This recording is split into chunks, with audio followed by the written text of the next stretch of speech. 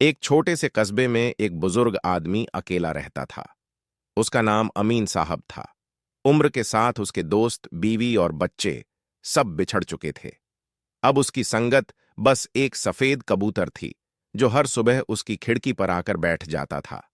अमीन साहब रोज उसकी चोंच में कुछ दाने डालते और धीरे से कहते, खुदा का दिया है, सब में बांट लेना। वो कबूतर दाने उठाकर उड़ जाता और शाम को फिर लौट आता। ऐसा महीनों चलता रहा। धीरे धीरे अमीन साहब की तबीयत बिगड़ने लगी। एक सुबह वे नहीं उठे। खिड़की खुली थी, लेकिन उस दिन किसी ने दाने नहीं डाले। फिर भी वो कबूतर आया। उसने खिड़की के पास बैठकर इधर उधर देखा, फिर कमरे के अंदर झांका। अमीन साहब बिस्तर पर बेहोश पड़े थे। कबूतर उड़कर पास आया, तकिए पर बैठा और अपनी चोंच से उनके बालों को सहलाने लगा, जैसे किसी अपने को जगा रहा हो। पड़ोसियों ने यह नजारा देखा और तुरंत डॉक्टर को बुलाया। डॉक्टर ने कहा, थोड़ी देर और हो जाती तो बचाना मुश्किल था।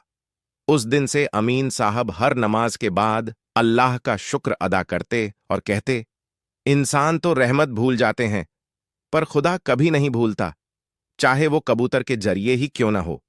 लेकिन कुछ हफ्तों बाद वो कबूतर दोबारा नहीं आया। हर सुबह अमीन साहब खिड़की खोलते, कुछ दाने रखते और देर तक इंतजार करते, पर वो कबूतर कभी नहीं लौटा। अमीन साहब अब भी रोज दाने रखते हैं। कहते हैं, शायद आज मेरा वो मेहमान फिर आए।